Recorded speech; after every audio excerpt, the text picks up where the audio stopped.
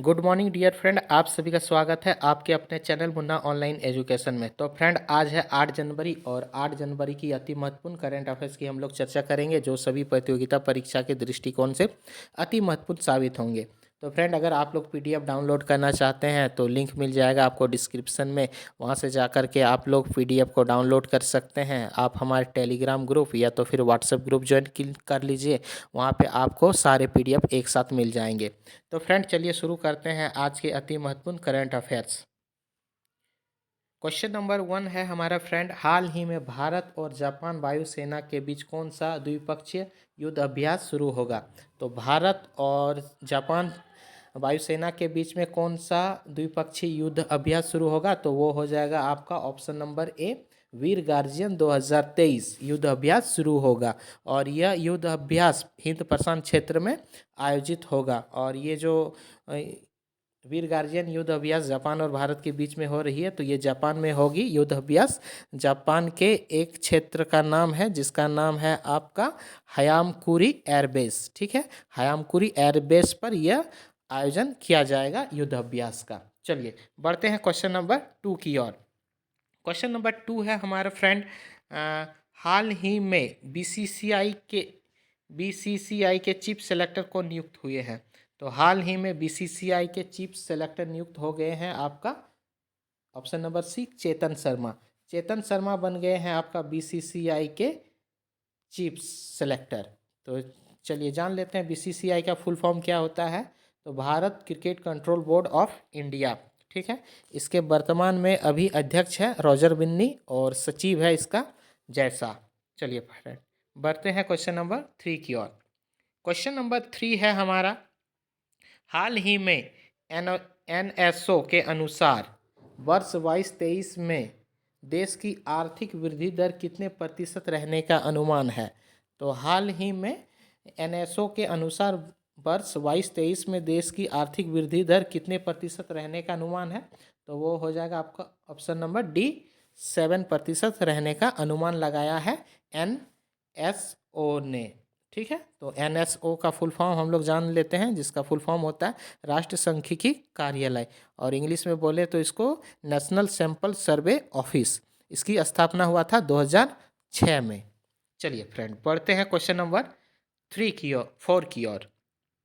Question number 4 है हमारा, हाल ही में किस राज्य के द्वारा जाति आधारित जाति जनगणना शुरू किया गया है?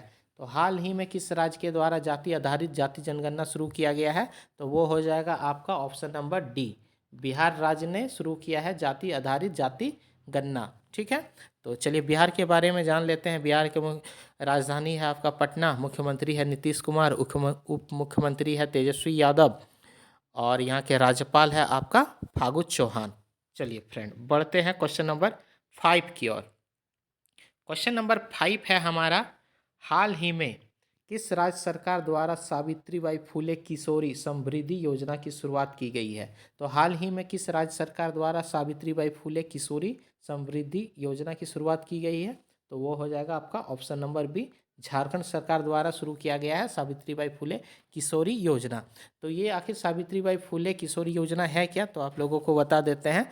तो कक्षा 8 से लेकर के 12वीं तक की किशोरी छात्राओं को प्रत्येक वर्ष, यानी जैसे कि मान के चलिए कक्षा 8वीं में 2,500 रुपया, कक्षा 9वीं में 2,500, और कक्षा 10 में 5,000, कक्षा 11 में 5,000 और कक्षा 12 में 5,000। तो इस तरह करके 8वीं से लेकर के 12वीं कक्षा तक दिया जाएगा राशि। और इसके बाद जब किशोरी का उम्र हो जाएगा आपका 18 वर्ष, ठीक है, तो उस समय 18 या 19 वर्ष, उस समय एक मुश्त 20,000 रुपया दिया जाएगा। यानी टोटल योजना में अगर देखा जाए तो 40,000 रुपया सावित्रीबाई फुले योजना के तहत दिया जाएगा किशोरी को। चलिए बढ़ते हैं और बता देते हैं जो ये योजना है, योजना के अंतर्गत मिलने वाली राशि छात्रवृत्ति के अतिरिक्त होगा। ठीक है, ये इसमें छात्रवृत्ति कैलकुलेट नहीं किया जाएगा। तो चलिए, झारखंड में लागू किया गया है सावित्रीबाई फुले योजना, तो जान लेते हैं झारखंड के बारे में। तो झारखंड का राजधानी आपका है रांची, और यहाँ के मुख्यमंत्री है हेमंत सोरेन, और राज्यपाल है यहाँ का आपका रमेश बैस। चलिए बढ़ते हैं क्वेश्चन नंबर 6 की ओर।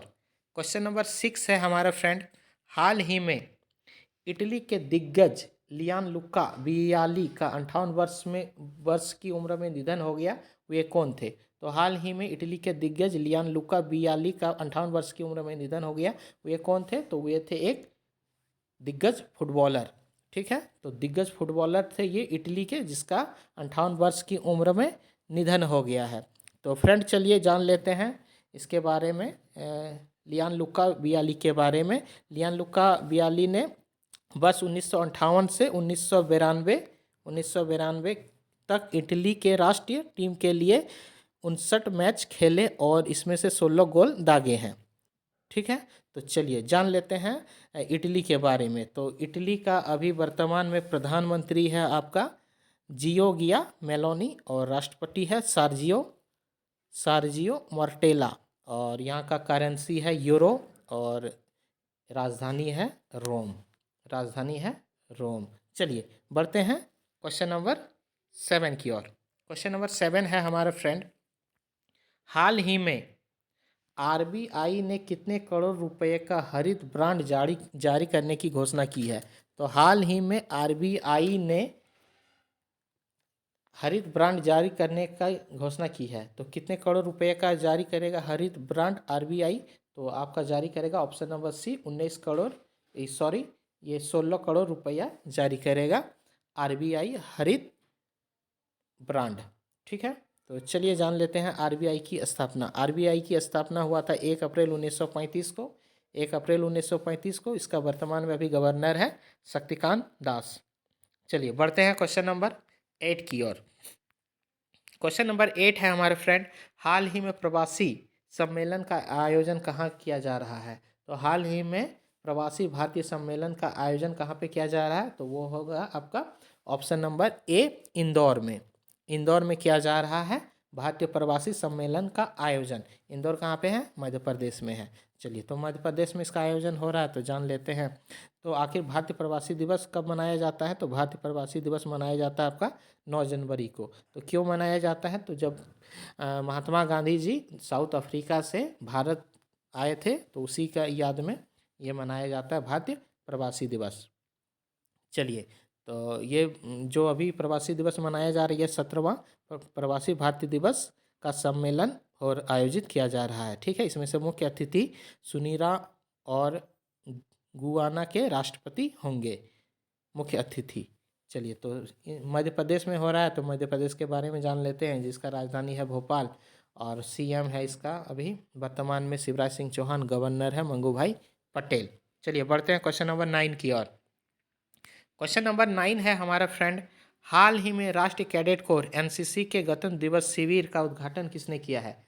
तो हाल ही में राष्ट्रीय कैडेट कोर के गणतंत्र दिवस शिविर का उद्घाटन किसने किया है? तो वो हो जाएगा आपका option number B Jagdeep Dhankhar, जो वर्तमान में भारत के उपराष्ट्रपति हैं। ठीक है, चलिए, और आप लोगों को बता देते हैं शिविर में 2000 यानी 2500 एनसीसी कैडेट को संबोधित करते हुए राष्ट्रीय शिक्षा नीति 2020 का काफ़ी तारीफ किया है। ये उपराष्ट्रपति जी ने बोला ये एक मील का पत्थर साबित होगा राष्ट्रीय शिक्षा नीति 2020। चलिए बढ़ते हैं, और एनसीसी का मुख्यालय है आपका दिल्ली, और एनसीसी का फुल फॉर्म होता है राष्ट्रीय कैडेट कोर। चलिए बढ़ते हैं क्वेश्चन नंबर 10 की ओर फ्रेंड। क्वेश्चन नंबर 10 है हमारा, हाल ही में विश्व युद्ध अनाथ दिवस कब मनाया जाता है? तो हाल ही में विश्व युद्ध अनाथ दिवस मनाया जाता है आपका, मनाया गया है 6 जनवरी को। तो हाल ही में विश्व युद्ध अनाथ दिवस मनाया गया है 6 जनवरी को। तो विश्व युद्ध अनाथ दिवस क्यों मनाया जाता है? तो युद्ध में जो मारे जाते हैं और जो बच्चे बेघर हो जाते हैं, जो लोग बेघर हो जाते हैं, उसी की याद में विश्व युद्ध अनाथ दिवस मनाया जाता है। चलिए बढ़ते हैं क्वेश्चन नंबर 11 की ओर। क्वेश्चन नंबर 11 है, और ये है आखिरी क्वेश्चन। चलिए देखते हैं क्वेश्चन नंबर 11 क्या है। हाल ही में भारत किस देश को पीछे छोड़कर वैश्विक स्तर पर तीसरा सबसे बड़ा ऑटो बाजार बन गया है? तो हाल ही में भारत किस देश को पीछे छोड़कर वैश्विक स्तर पर तीसरा सबसे बड़ा ऑटो बाजार बन गया है? तो वो है आपका जापान। जापान को पीछे छोड़ते हुए भारत तीसरे नंबर पे पहुंच गया है। तो चलिए फ्रेंड, अगर वीडियो अच्छा लगा हो तो लाइक कीजिएगा, अपने दोस्तों के साथ में शेयर कीजिएगा, और चैनल को अभी तक सब्सक्राइब नहीं किए हैं तो प्लीज़ सब्सक्राइब कर लीजिएगा। चलिए मिलते हैं नेक्स्ट करंट अफेयर के साथ, तब तक के लिए धन्यवाद। Thank you so much.